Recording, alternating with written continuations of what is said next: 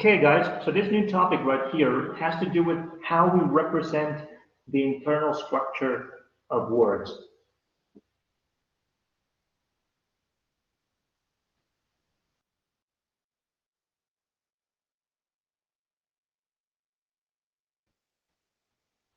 So the internal structure of words for morphology is represented by diagrams that have the form of trees. Normally, that's how we represent the internal structure of words. So let me move on right here, just one slide. For example, okay, so the internal structure of words can be represented by means of tree diagrams. In this case, we have some very rudimentary diagrams. Normally, obviously, this will be done on the board, but I had to improvise a little bit here on this presentation. So, for example, if we have the word treatment or modernize or unkind or kindly, these four words can be represented or their internal structure can be represented by means of these diagrams. So as you see, first we need to separate the two morphemes. That's the thing we do. We separate the morphemes between the roots and the suffixes.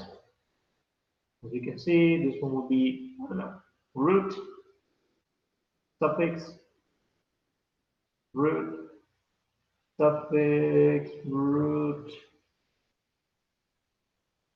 prefix. Let's say, and another root, and another suffix. All right, beautiful.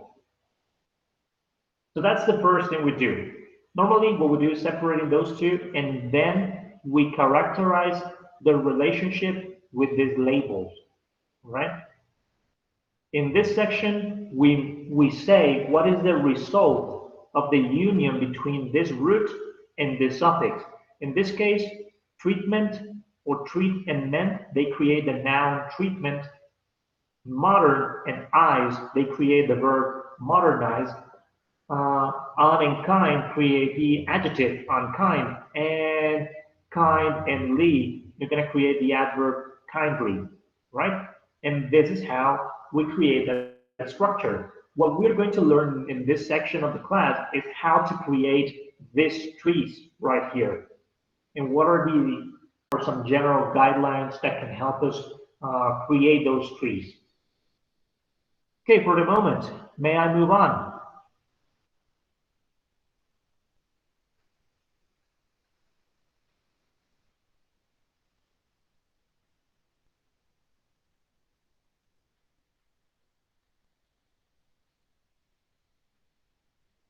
By the way, I'm recording this so I can upload it later to YouTube. Maybe you can have time to study this again.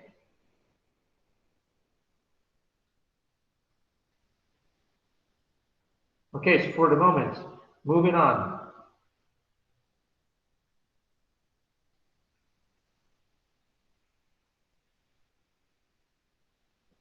Okay, and this is the first general guideline that we have when we are creating morphological trees.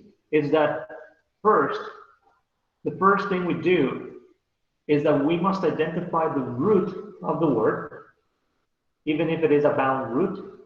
But we're not going to mess too much with bound roots.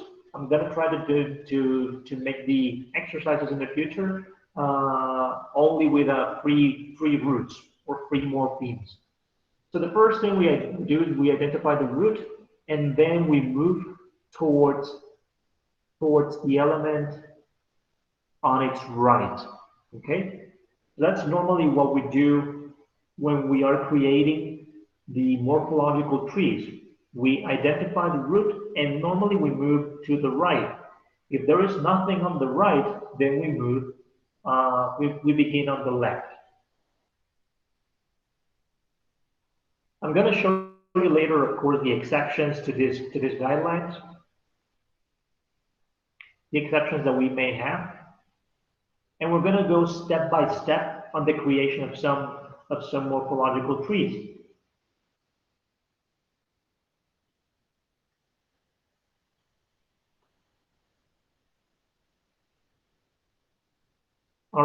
up to this point? May I move on for the moment, or do you need some time to take more notes?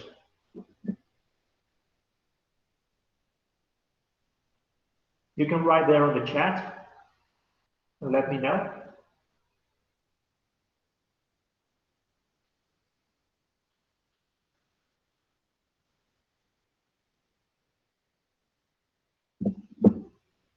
All right, so let's move on.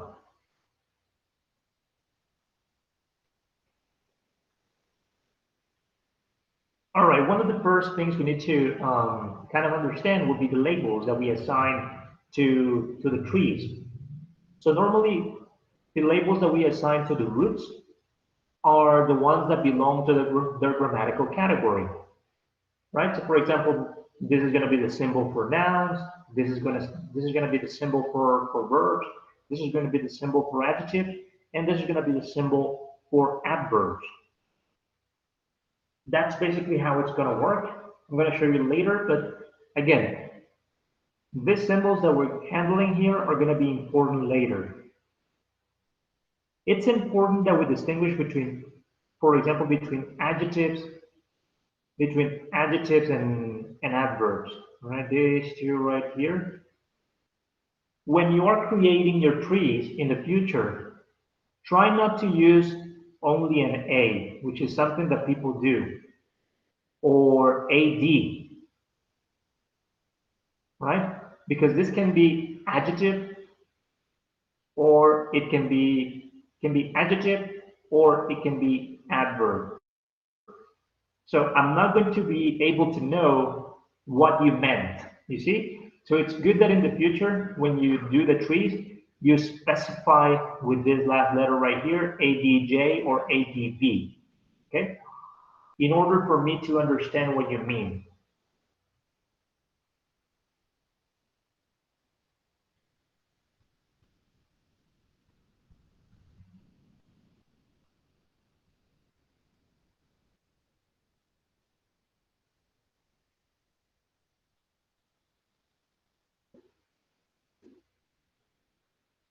All right, so moving on.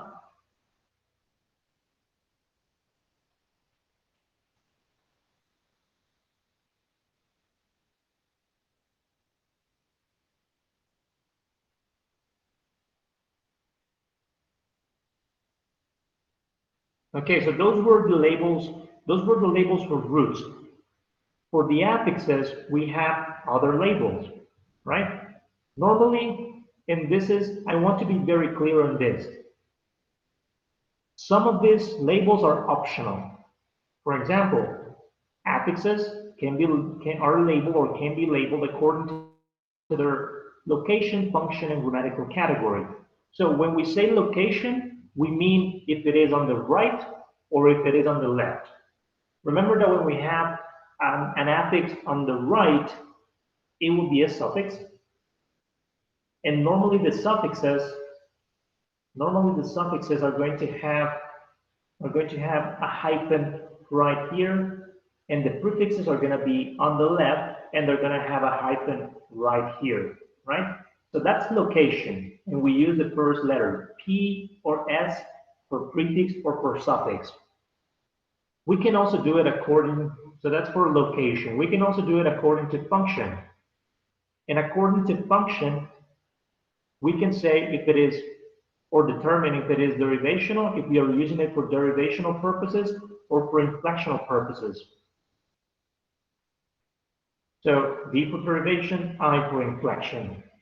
And we can also distinguish the grammatical category that the affix creates. So remember that there are some affixes that create verbs, some other affixes create nouns. So in this case, you have to pay attention to the category that the affix creates, all right? You have to pay attention to the category that the affix creates. If the affix creates either a suffix or prefix, it doesn't matter. If it creates nouns, we write the N.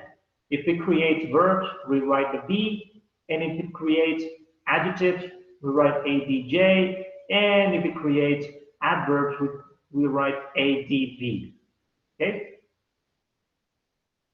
But this the complete labels are optional. Sometimes we just say, give me another color. Sometimes we just say, for example, affix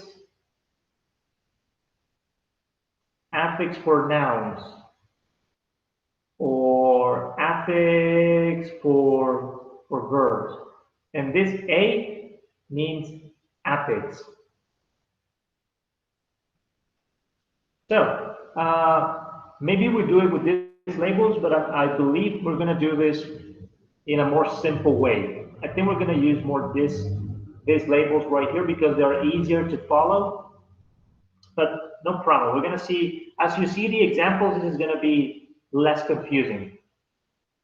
Because as I'm writing here too, as I also write, that these three labels, 1, 2, and 3, these ones are more for purposes of clarity, but it's not an obligation. It's not really an obligation to use all the labels at the same time. We're just doing it for the sake of clarity. As you can see, often only their category is marked.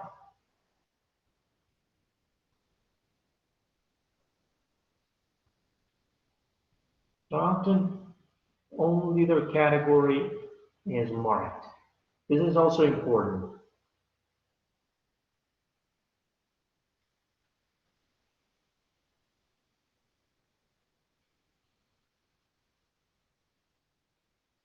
All right, do we have any questions so far? We going good? Should I move on or may I move on?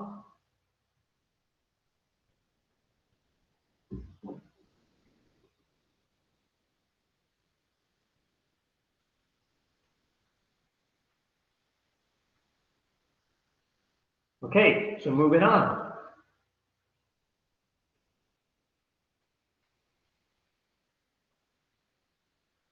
We're going to see some careful steps for the creation of trees. And for this one, we're going to use a specific example of a word, and we're going to follow that word through every step of the creation of the tree.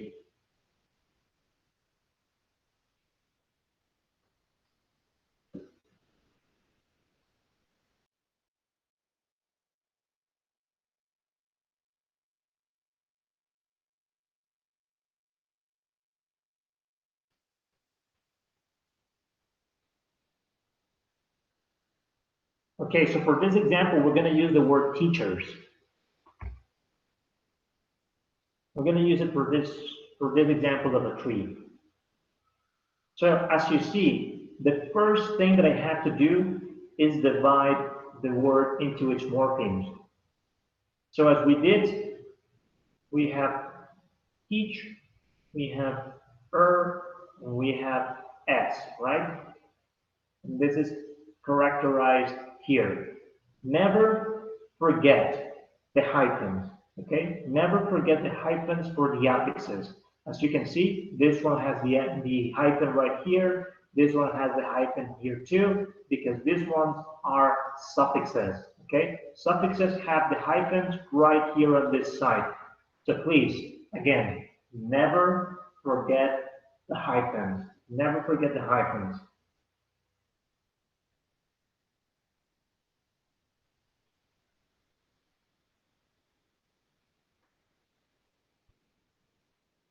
So that's step one.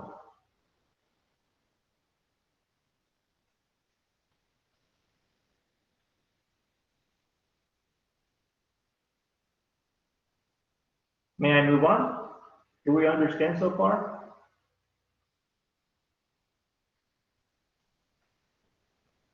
Okay, going good. Okay, next step.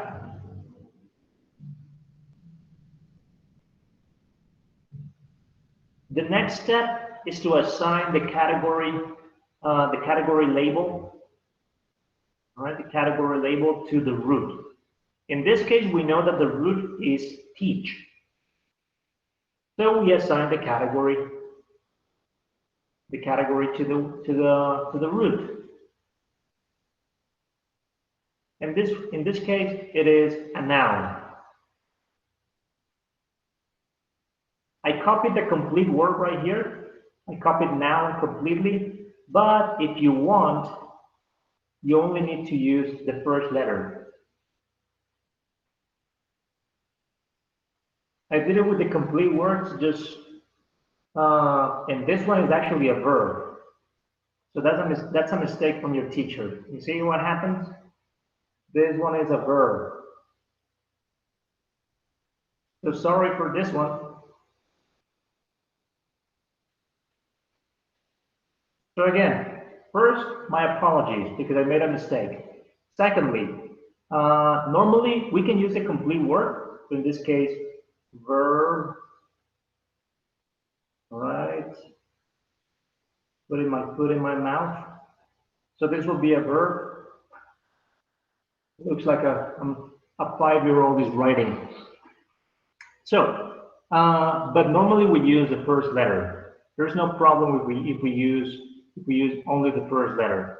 So that's step number one. We give the category to the root.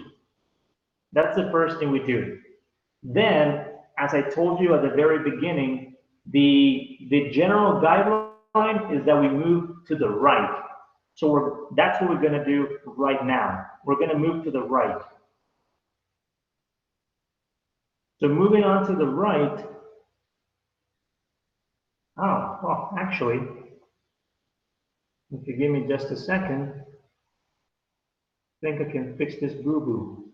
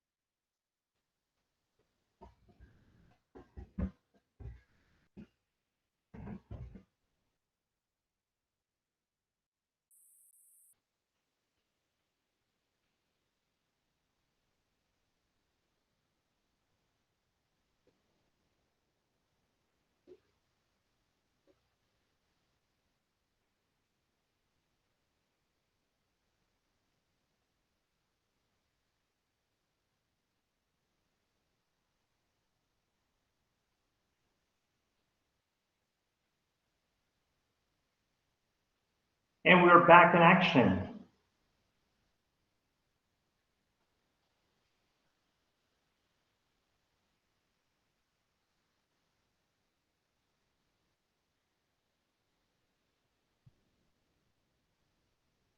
Okay, Andres Felipe, tell me why you are confused. By the way, what I was saying is that I made a mistake. I said that this was a noun, which was obviously a mistake. It's a verb. This is my correction.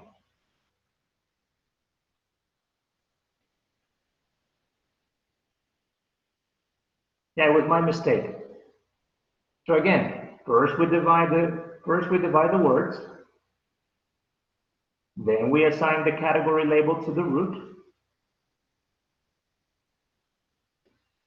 Go to the process again, to the root. The root in this case is teach, so we give it the category verb. What I said was that we can use a complete word or just the first letter. Then we move to the right. So we say we track or we find, we recognize the first suffix next to the root to the right. So in this case, it is teach, and if we move to the right, the first one we find is this one, ER. So ER, as you can see, I gave them all the labels. So this one means that this is a suffix, it is derivational, and it creates nouns. That's what it means. But normally or optionally, people only use this one. This is the only one we really actually or absolutely need. Okay, the element on the right, is normally the element that gives you the category. So when we put verb, this verb teach and this suffix er together, they're going to create a noun. And then we assign the labels or the category to the suffix and the resulting word. And in this case, the resulting word is this one, teacher, right?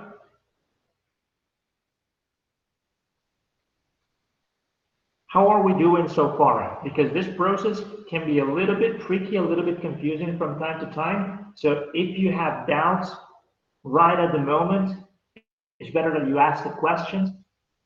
So for the moment, any confusions, anything that you might want to ask about?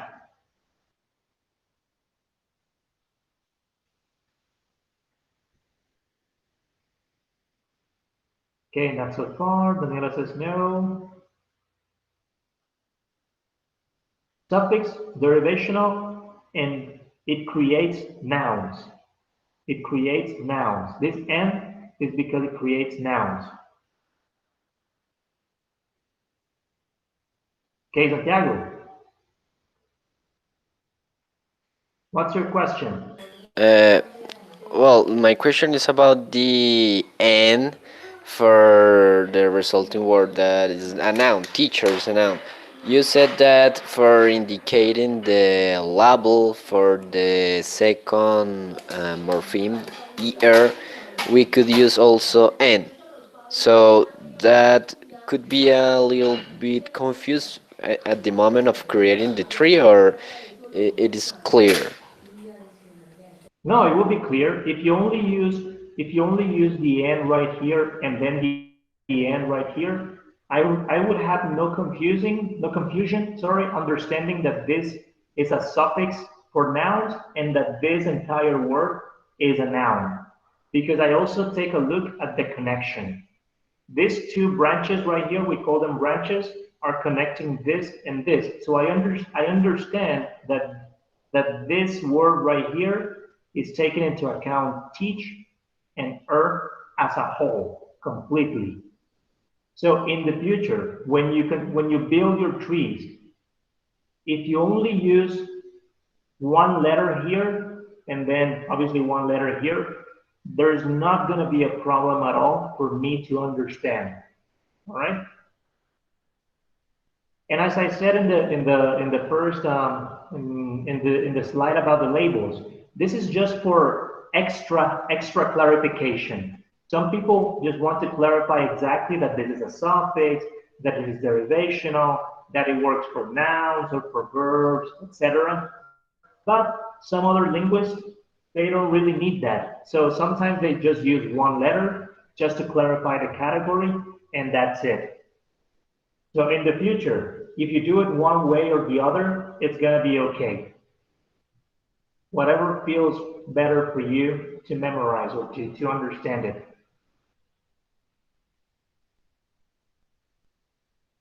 All right, so moving on.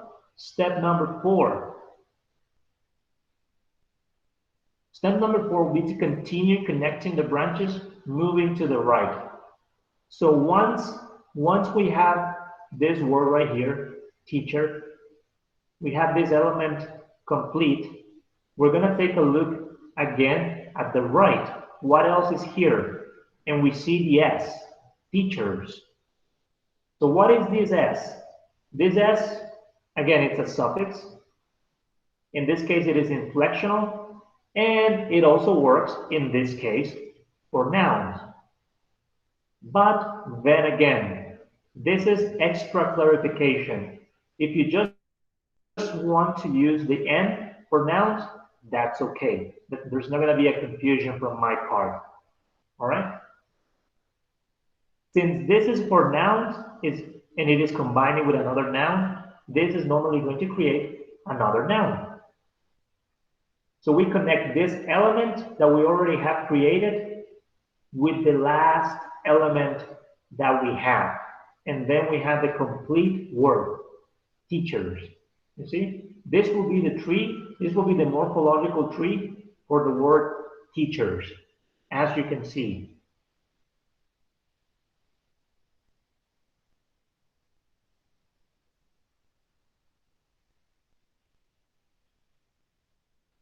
So then again, it's basically the same step as the previous slide. It's just taken further. But that's it. Looking at the right again. That's what we do. That's normally what we do when the word only has suffixes. We're going to see in a little moment what happens when we have prefixes. But I swear it's not that difficult.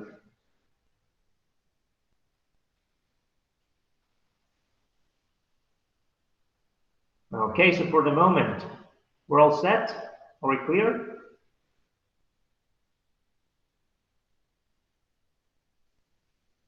Okay, we're good. So let's move on.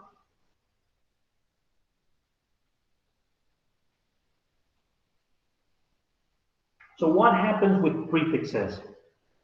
And I just want to clarify that this step right here is not like an absolute rule. It's just more like a general guideline more than an absolute rule, because sometimes this can change. But for the moment, let's see it like this. Prefixes are usually connected last. They are usually connected last. When they appear, usually you must focus on the element on the right. So the element, normally you must focus first on the elements on the right, and last, and at last, you focus on the elements on the left. And this is just extra information normally. Normally prefixes, normally they belong to the same category as the bases or roots that they combine with. So in the process for this word, we begin with the root pollute, right? This is the root. It's a verb. So we mark it as a verb, right? Then we move to the right and we find this suffix shun. So this is a suffix, it is derivational, and it is for nouns. So we join these two together, we join pollute with shun, and we create the noun pollution. Now, we don't have any more suffixes right here. So then we take a look at the other side and we see this prefix anti. Then we're going to combine pollution as we have it here. We're going to combine it with anti, and we get anti-pollution, which is normally also for nouns. So we're going to create another noun. Then again, let me repeat this. When you find prefixes, normally those prefixes are going to be attached at the very last moment. As you can see, the connections between the elements are basically in twos. If you can see, there are two branches here and two branches here, but it's impossible to have something like this, like another branch right here, like 1, 2, and 3.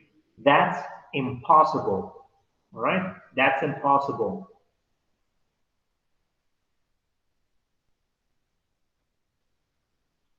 Okay, so this is impossible. We cannot do it. We cannot do that. Normally, the connections are only two, not more than two. Okay?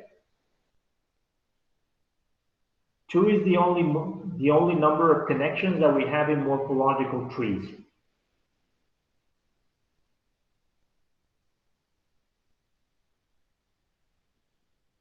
Okay, for the moment. Any more questions? Not so far?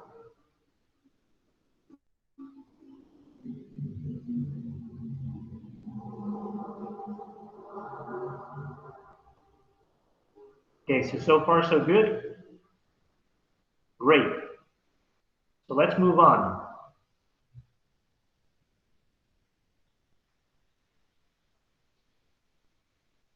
Okay, so those were the general guidelines for the creation of trees. What are some important considerations when you're creating your trees? Some important considerations are the following. First of all, every step of the tree must form a recognizable word. So if we have the example word repurify, which is the example word, and we make the tree, we build a tree like this, repurify, and we connect it like this, we get this element, repure.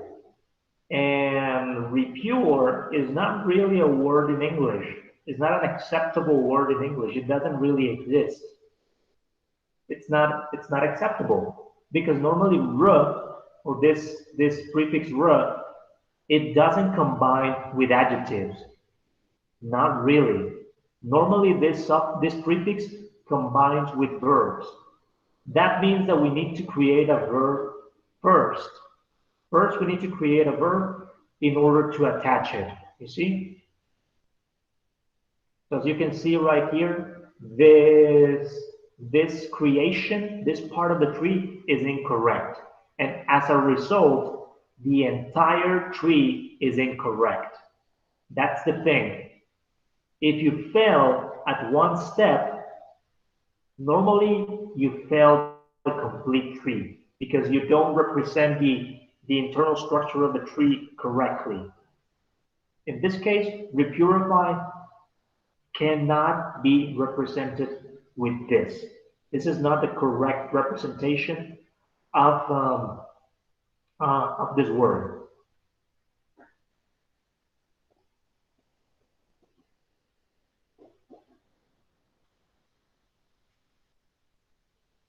Can I repeat the explanation? All right. What I said is that when you create a tree, when you are in the process of creating your tree, you need to make sure that every step from smaller to bigger, every step, you see these connections, these two connections are one step.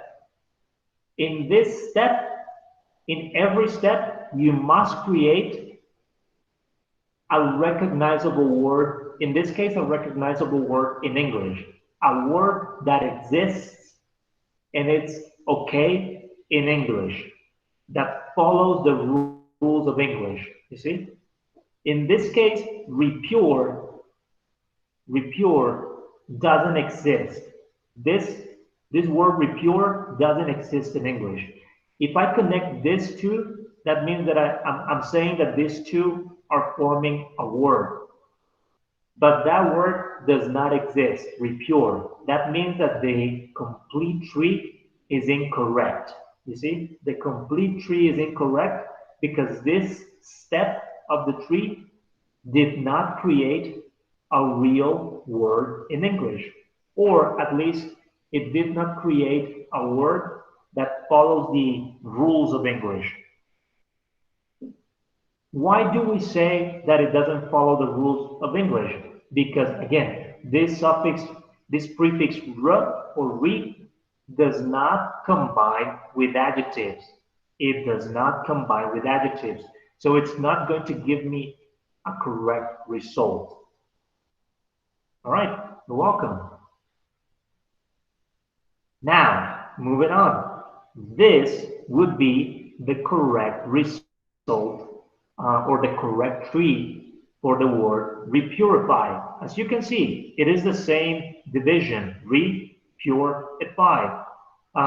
we have the adjective, we have this suffix right here. But in this case, as I told you from the beginning, we began moving to the right. And combining the adjective pure with the suffix "-fi", we create the verb purify, to make something pure, right?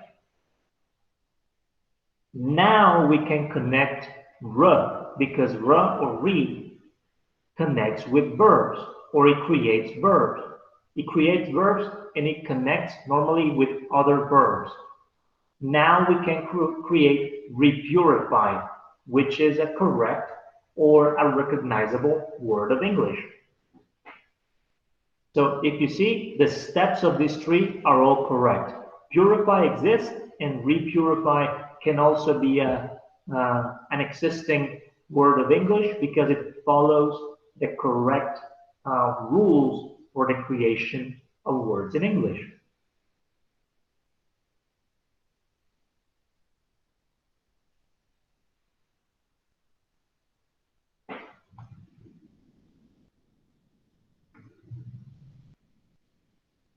How are we doing? So far, so good?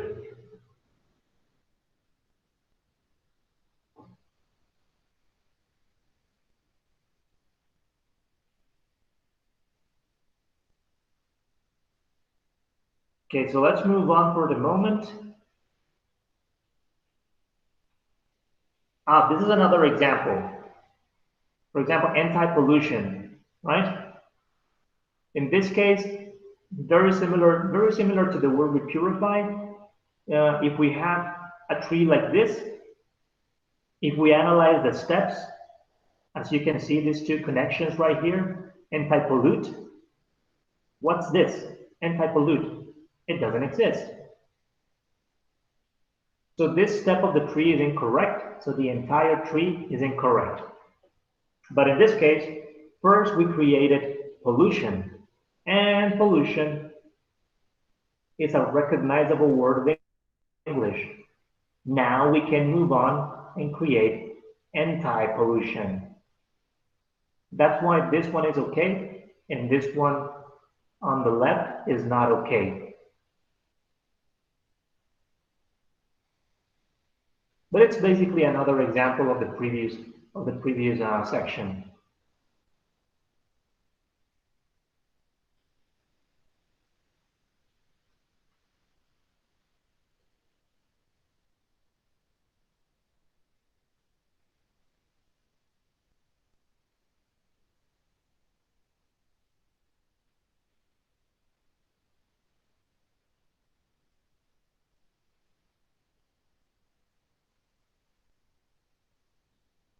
Okay, so far so good. So let's move on for the moment.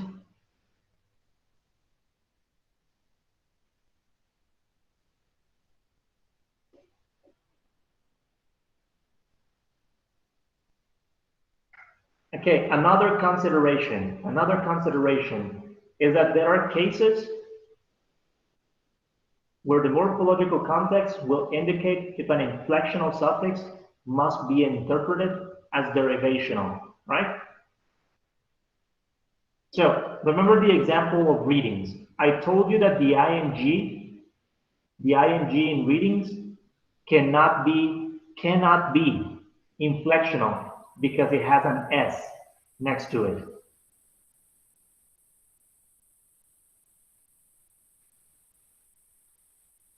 So that's basically what I'm trying to explain here. When I say morphological context, this is what I mean. The context is the other morphemes that are around.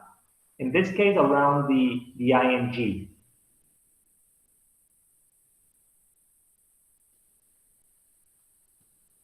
So since the ing has an S next to it, it cannot be inflectional. As you can see, it cannot be used for verbs. You see, it cannot, because this is not inflectional. And since this step is incorrect,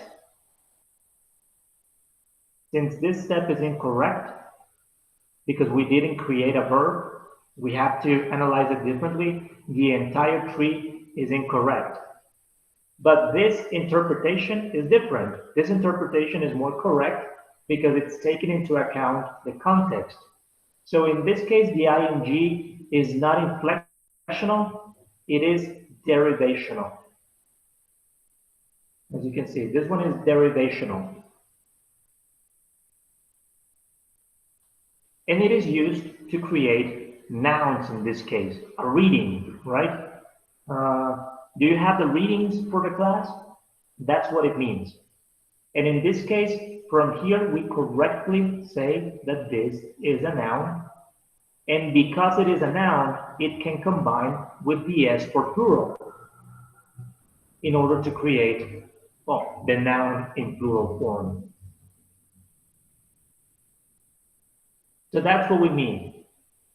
The morphological context. That means the other morphemes around.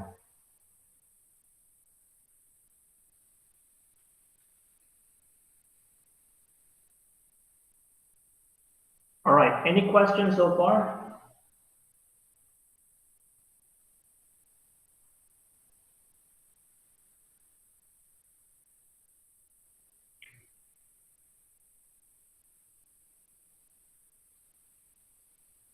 Okay, no.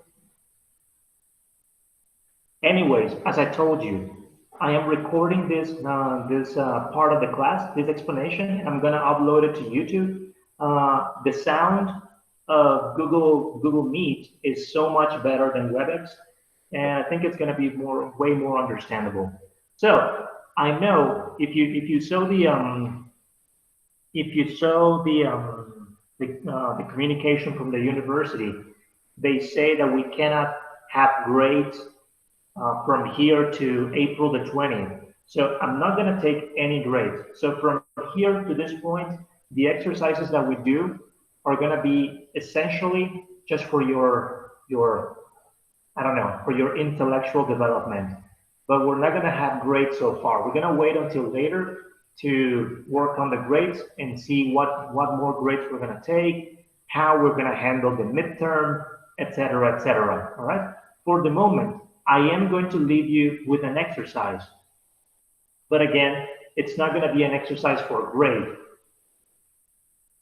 So try to do this one. Try to do this one on your notebooks. Try to draw the trees. And we're going to share the answers after Easter. So it's not going to be, next class is not going to be on Monday because the university said that we're not going to have class next week. But, so that means that our next class is going to be, when? It's going to be from April the 13th. Basically when we finish the quarantine. Monday 13th, that's correct, when we finish the quarantine. Okay, so the exercise is this.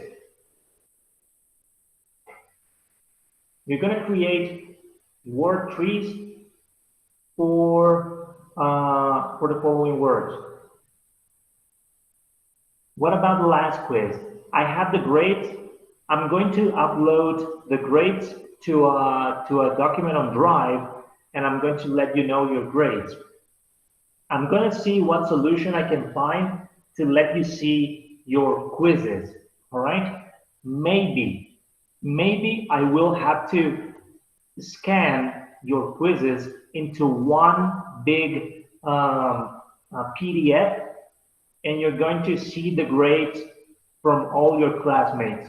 So I want you to be very mature about this because maybe this is the best solution, because sending individual documents to all of you is going to take me forever. I think I may have to create one document, one big document for all of you, all right? So as for the rest of the grades, my plan is to upload a Drive document with your grades so far, and also to let you see the grade for the workshop that you did for the derivation chapter. So again, So that we're clear. That's what I'm going to do with the grades, with the quiz, to show you the quiz, and that's what I'm going to do with the rest of the grades. I'm not going to take grades until the date that the university gave us. I hope that in this time the university is going to contact every person that has a problem with connection and helps you with that connection problem.